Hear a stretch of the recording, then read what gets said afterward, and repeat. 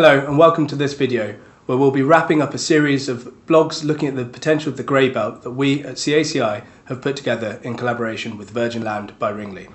I'm Tolga and I head up the work that we do in the residential sector at CACI, helping investors, developers and operators ensure that their assets are connected to the local demand.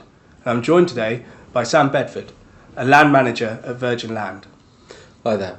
We at VirginLand are an outsourced land department using data and technology to transform the way land acquisition is done, better connecting developers and landowners to drive market efficiency and address the UK's chronic housing shortage.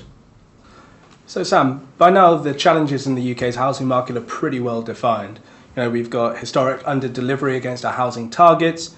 In fact, over the last 5 years we've missed an entire year's worth of new homes being delivered. Couple that with a growing population, 3.8 million people expected to grow by in the next 10 years, and an ever-increasing strain on housing affordability, something fundamentally has to change. That's where the grey belt comes in. What can you tell us about the grey belt and how you at VirginLand have been seeking to understand it? Yeah, so I'll start with what the grey belt is. And it's been defined as land in the green belt that is comprising of previously developed land and any other parcels or areas that contribute minimally to the 5 purposes of the green belt.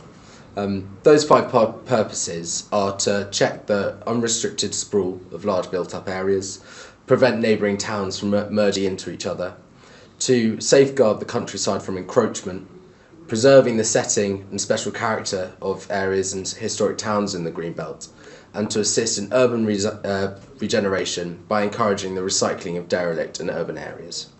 It's worth noting that previously developed land has always been permissible in the green belt, but it's the areas that contribute minimally to the 5 purposes of the green belt that VirginLand have been interested in. How we've identified these, we sort of stuck to a certain criteria, and that has been by removing land that is in the AONB, ancient woodland, triple SIs, Ramsars and national parks. We also layered that with flood risk zones, agricultural land grading, removing the best and most versatile land from consideration in order to protect land most suitable for growing crops and ensuring against food scarcity.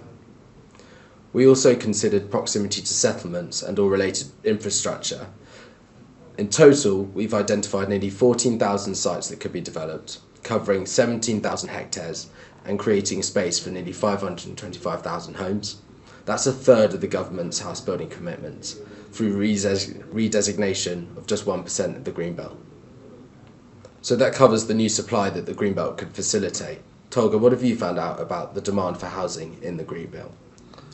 So I think there's an important messaging point of view as well to get across first and foremost. So although 87% of the population is happy with house building on previously developed and underutilised land, only 45% of people are happy with house building on the green belt itself. These numbers predictably drop when people are talking about their own backyard. But I think what that really shows is that for the government and for developers to really get buy-in from the population for this new policy, they need to be very clear on when we're talking about the grey belt and when we're talking about the green belt and why the two are different. Setting aside the point on attitudes, we've also had a look at the quantified data.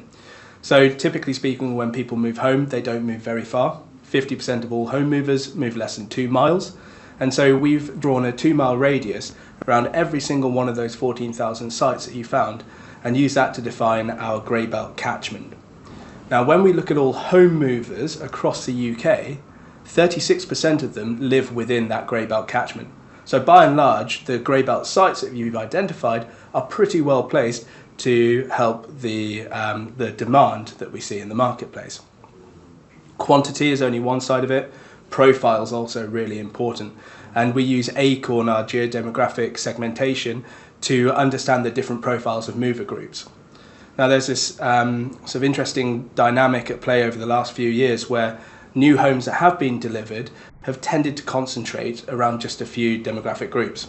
So we have groups like tenant living, aspiring communities and semi-rural maturity, for example, being groups that have had an over-concentration of new homes on them. When we look at the population within the grey belt catchment, we're really struck by just how closely that mirrors the wider population needs. And so I think not only is the grey belt in the right place, it also has the potential to really scale up the delivery for groups of people that have been under-delivered in the last few years. So Sam, we found a pretty broad distribution of new locations for building on that, broadly speaking, mirror where the population is likely to move are. However, it's not uniform, is it? I wonder if you could call out any particular locations that you think have strong potential for the grey belt. Yeah, so I'll mention the northwest, and the northwest green belt is huge.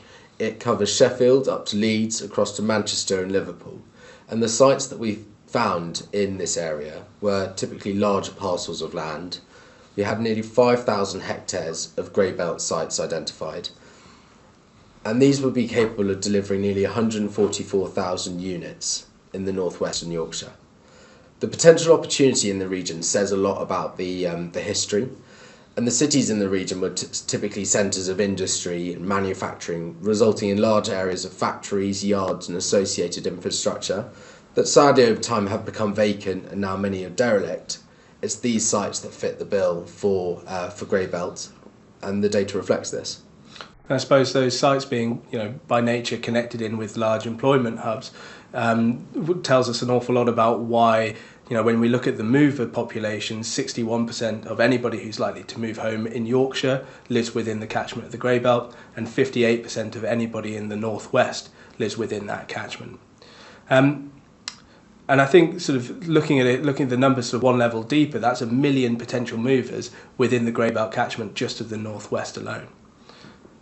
I want to dive in, if you don't mind, to Scotland, because I think Scotland's an interesting case study where it's a bit more of a mixed bag, with some positives on one side for the grey belt, but also some challenges to face. Yeah, so Scotland threw up the largest number of individual sites, but what we picked up on was that the area of those sites were much smaller. But the total number of units that could be delivered was similar to that of Yorkshire at 74,000 units.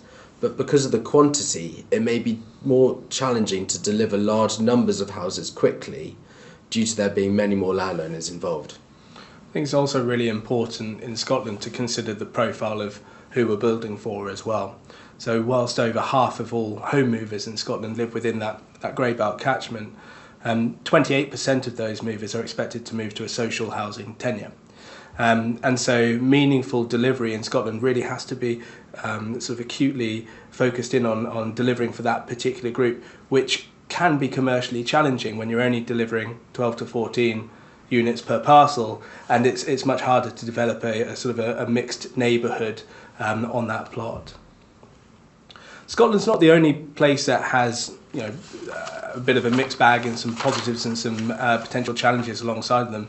And one that stands out for me is the southwest. I wonder if you could describe a little bit about the grey belt landscape in the southwest. Yeah, so the southwest, we identified 396 hectares of suitable grey belt sites. That could deliver 11,000 units, which it's strong. But the only challenges there are that the grey belt sites are mostly focused around Bristol. I think that really speaks to the kind of the issues on that kind of supply and demand point, because it seems like the grey belt can really help a growing city like Bristol, but 75% of home movers in the southwest live outside of the reach of the grey belt catchment, and so the initiative in and of itself isn't necessarily going to support their housing needs, and they'll need other things to bring forward housing across the wider southwest region. And this, I suppose, brings us finally by region on to looking at London, the largest or most densely populated region in the country, one where we have the toughest supply and demand sort of tensions in the residential world, and the hardest affordability sort of constraints. So it's an area where any initiative to bring forward new homes should be welcomed with open arms. But looking at the data, I think only 11% of all home movers are actually within that grey belt catchment. I suppose, could you tell us a little bit more about why? Yeah, as a region, 22% of London is covered by the green belt, and proportionally that is the most of any other location that we've looked at in the UK. And I think the challenge here is that we've only found a small fraction of suitable grey belt sites. Just 0.2% of the London region is we've found to be grey belt sites. And this is for a number of reasons. I think you've got sort of traditional planning restrictions such as country parks, conservation areas, metropolitan open land, and public open space. But I think there are two more important factors at play here. One is the agricultural land surrounding London is predominantly higher value, and we removed grades 1 to 3 in our search. And also I think the most important factor is that the strong values in London and the South East, sort of wider region, have contributed to more previously developed land being delivered for housing.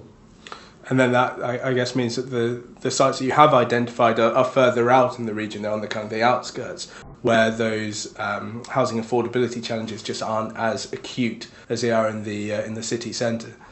And the upshot of that is that although there is potential to deliver in that wider Greater London area, it's not really going to do anything to alleviate the challenges for some of our strained urban family groups, or indeed those young renting populations, two groups for whom house price to earning, but also importantly rent to earning ratios are really, really difficult anyway.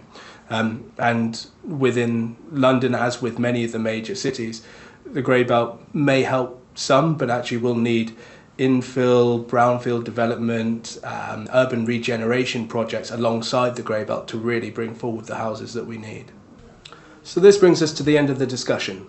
The grey belt certainly has potential, in some regions more so than others, and particularly if the homes that are delivered are aligned to the needs of the communities that live nearby. But, as with all answers to challenging questions, it is not the silver bullet in and of itself. Sam, have you any closing thoughts? I agree with you. The designation of grey belt land could certainly assist in the delivery of much needed housing, but it is by no means the only answer, and identifying the best grey belt sites is important and will need to be managed appropriately. Thank you for watching. Please don't hesitate to reach out to VirginLand by Ringley to find out how they can help you with your land acquisition and identification needs, or CACI to help you understand how you can connect your real assets to the people that will live there.